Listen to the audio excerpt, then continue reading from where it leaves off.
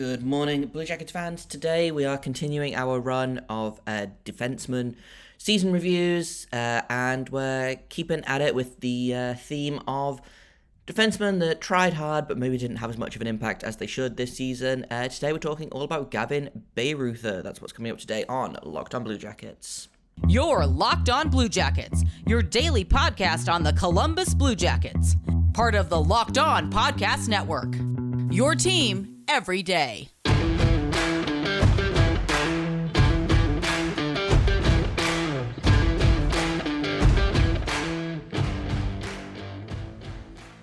Hello and welcome to Locked On Blue Jackets, part of the Locked On Podcast Network, your team every day. I am, as always, your host, Jay Foster, here to bring you the news, the stories, the bad, the good, and everything in between of your favorite team and mine, the Columbus Blue Jackets.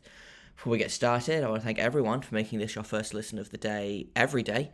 Locked On Blue Jackets is free and available on all podcast platforms and also over on YouTube. I had a joke in here about something my hair was doing because it looks real crazy today, but unfortunately, there's going to be no video of this podcast today. It will still be up on YouTube, just with an overlay. We are having some technical difficulties on the video recording side of things, so it's just going to be an audio podcast for today.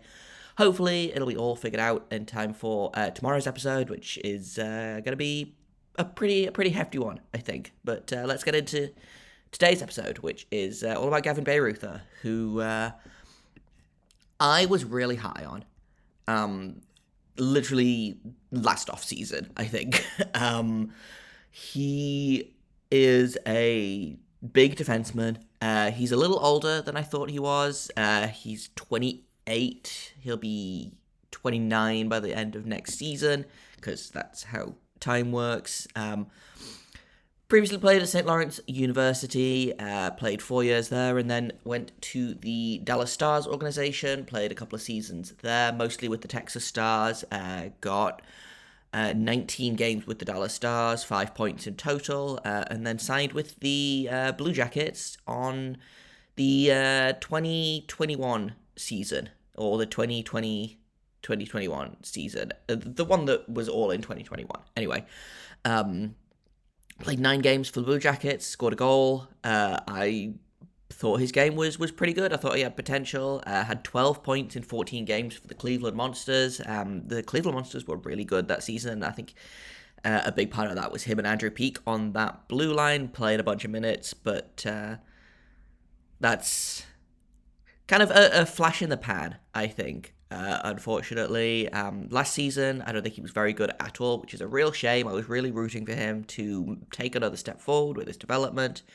Last season, he played 43 games for the Blue Jackets, had 8 points, 22 penalty minutes, and I tend not to put much stock in plus minus because I don't think it's very telling of basically anything. He did come out of the season with an even plus minus, just a 0, which on a team like the Blue Jackets, who last season had a ton of, I think Oliver Bjorkstrand was like minus 35 or something, which again, it means functionally nothing, but I think to come out of that dead even is something that should be acknowledged, if nothing else. Had 3 points in 5 games for the Monsters last season, but was really not as much of an impact player as I hoped. And I wanted more from him. I think in my head I thought he was younger than he is, and I was like, oh, he's 25 or whatever. We've still got time to kind of kickstart his development. I think 28. I think this is the Gavin Bayreuther that we're gonna have.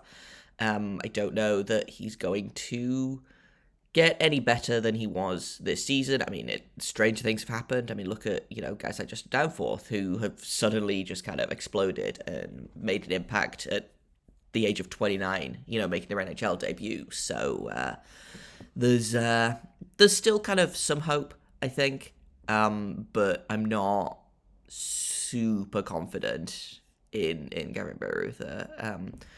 Again, I feel like he falls into that class of defenseman that has just kind of been replaced en masse by Erik Branson. Honestly, I think Erik Branson has probably taken the role that Gavin Bayreuther was going to play, which is playing on that third line, playing extremely sheltered minutes, and sometimes being called upon to hit a bunch of folks.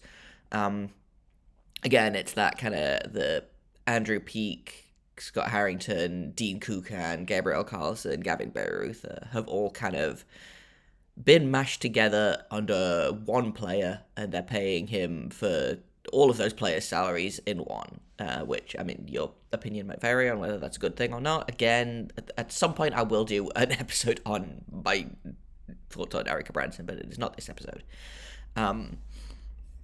So it remains to be seen whether Gavin Bayreuther will get any kind of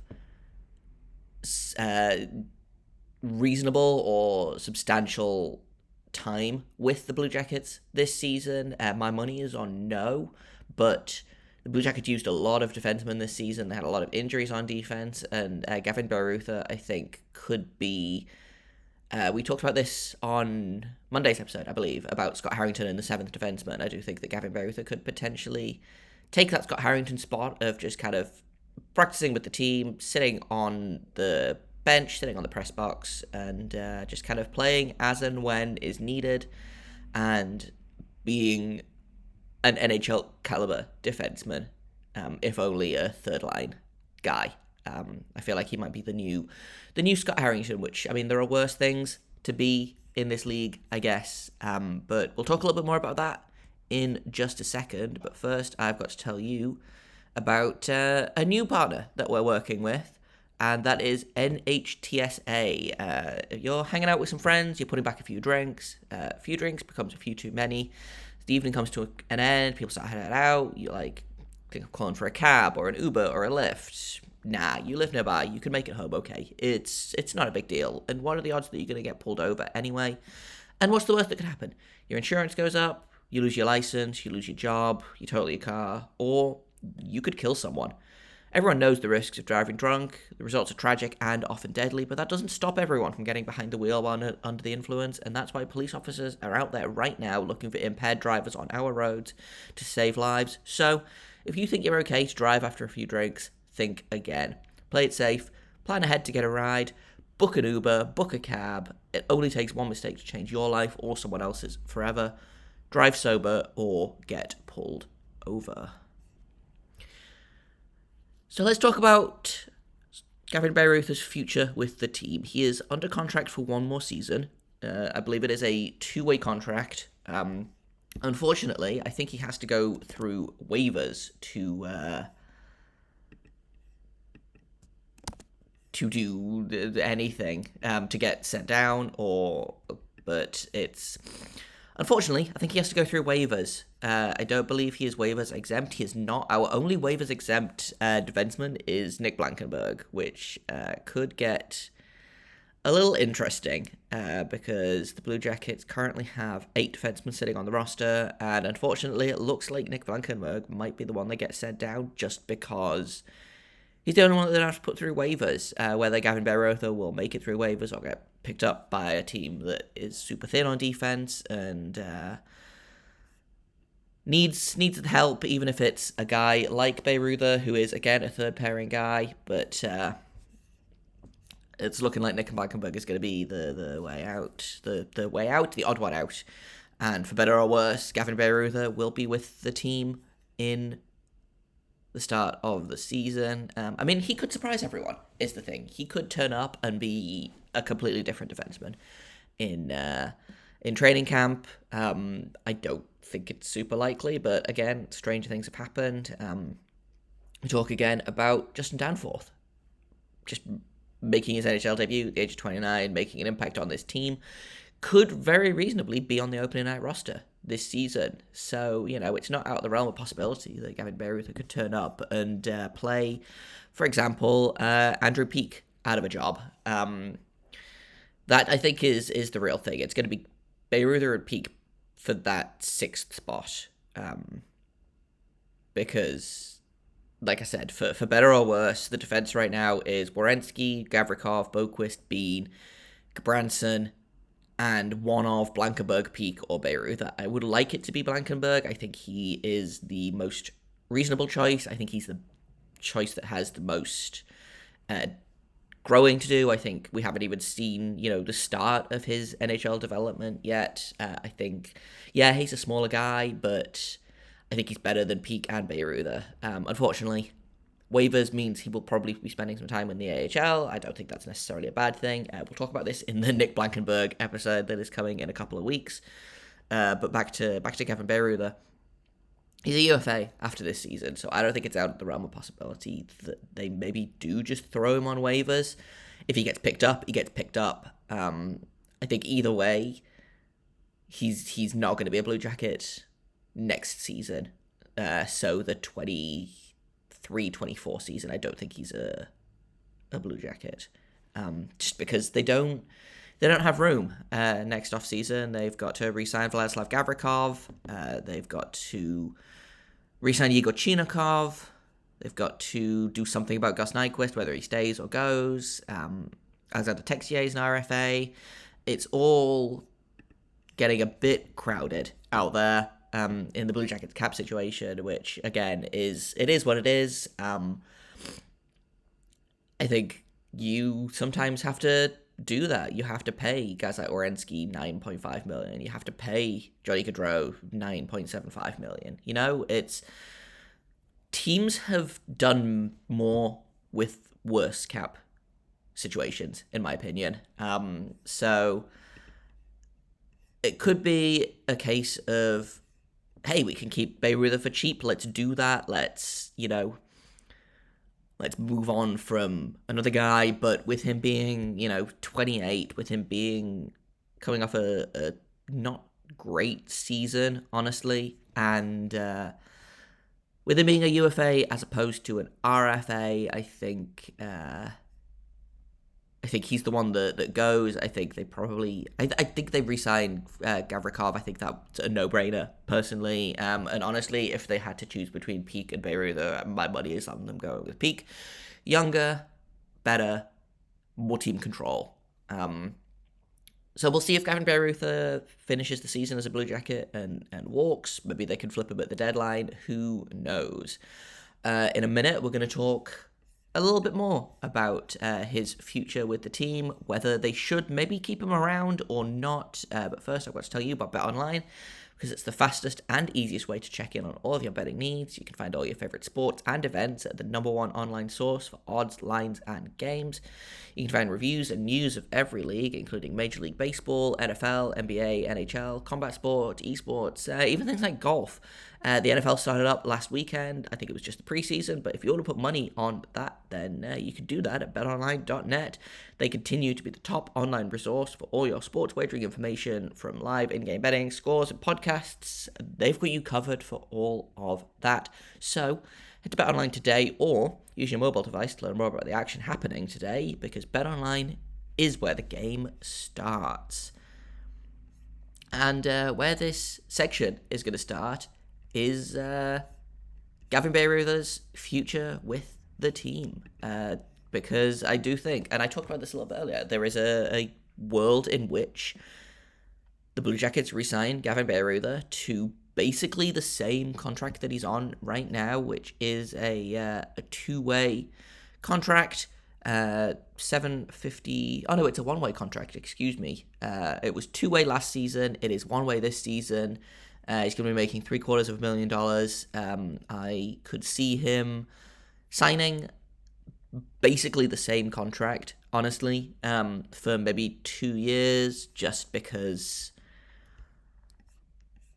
it's good to have experienced defensemen. I don't necessarily think that there's a need for a guy like Gavin Bayreuther, but I could see Kekalainen doing that, especially, he's a guy that's not afraid to throw his weight around. I said earlier he was a big defenseman. He's not huge, 6'1", 200 pounds, big enough to hold his own, but I don't think he's going to have the same impact as, say, an Andrew Peak or a Gabranson. And again, your opinion may vary on whether you actually need those kind of guys on the team, but I personally don't think you need someone to fight and cause problems on purpose, but it is what it is. And And the other thing as well is even if you look at those 6 defensemen, which, I didn't even talk about David Eurichak, who could make the team out of training camp. He signed his entry-level contract. There's a world in which Denton Matejchuk makes this team. There's a world in which Stanislav Svozil makes this team. There's a world in which Jake Christensen makes this team. All those guys are on their ELC. They are all waivers exempt.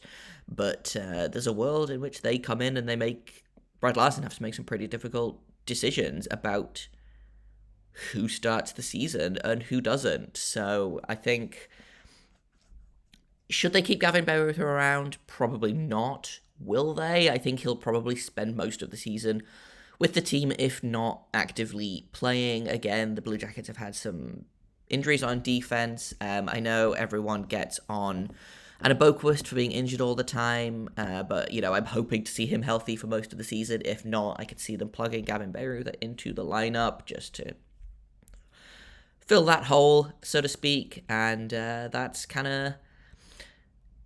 about what I think Gavin Bayreuther is like at his top level. He is a replacement level defenseman who will cope okay with being on the ice. I don't think he should get a full-time position. If he plays more than 40 games this season, I will be extremely shocked, because I just don't think he has panned out the way the Blue Jackets were hoping, or the way I was hoping, honestly. I watched him play, it would have been 2 seasons ago now, and was like, hey, this kid's good. Let's get him in the lineup. Let's see what happens. Blue Jackets are super thin on defense, and then, obviously between then and now, the Blue Jackets picked up Adam Boquist, Jake Bean, David Eurichak, Denton Matejchuk, and Nick Blankenberg, and so all of those guys, I think, are better than Bayreuther or have the potential to be better than Bayreuther. So, unfortunately, I think he's like Scott Harrington, like, obviously, Gabriel Carlson, who signed with Washington, like Dean Kukan, who went back to Switzerland. All of these guys, I think, just have been played out of the lineup, and that's not necessarily their fault. It's just that the Blue Jackets have managed to pick up guys that are above them in the depth chart. We're talking guys like Boquist, who is kind of our Seth Jones replacement, I think. Picking up David Eurichak in the draft was incredible. I for sure thought he was going to go 5th, and the Blue Jackets would draft a forward, Connor Gauthier or a Matt Savoy or, one of those guys. But the Blue Jackets have picked up a lot of good young defensemen, and since signing Bayreuther to that extension 2 years ago, and that's kind of a shame, because like I said, I liked Bayreuther's game. I don't think he's been able to elevate it to where it needs to be a full-time NHL player, and so again, I could see him doing the Scott Harrington role. I think he would be a perfectly fine Scott Harrington type player of, someone's injured, we'll just plug Bayreuther in for a couple of games, or someone gets suspended, someone gets COVID, someone is sick, blah, blah, blah. That's where I'm at with Bayreuther, which is, again, a shame. I feel like I said that already, but it is, because I wanted to see him succeed, and unfortunately, I think he just isn't going to be able to do that for the Blue Jackets. I didn't come up with a letter grade for Bayreuther, but I think I'm going to have to give him... Man, I think I'm going to have to give him my first D of the season. I think he had such a strong season the season before and just didn't do what we needed him to do with it. So I think he gets a D for not living up to, I guess, potential or expectations or anything like that. So sorry, Gavin, but that is my grade for you, and that's all I've got for today. Tomorrow we're going to be doing a weekend episode. We're going to be talking all about Zach Werenski. He's next up on our defenseman season review list, and I have got lots and lots and lots of things to say about Werenski's game and his first season away from his partner Seth Jones. So we're going to be talking about that. I've been Jay Foster. You can find me on Twitter at _Jacob Foster, JAKOBFORSTER. You can find this podcast at LO_Blue Jackets. If you have comments, questions, criticisms, you can email me at lockedonbluejackets@gmail.com. And thank you once again for making this your first listen of the day every day. I am available on all podcast platforms, also over on YouTube. Hopefully we'll be back with video tomorrow, and hopefully the recording software will have worked out any of the problems that it's having, but I can't promise anything, but we can all hope. So back to video tomorrow, fingers crossed, and until then, make sure you stay locked on.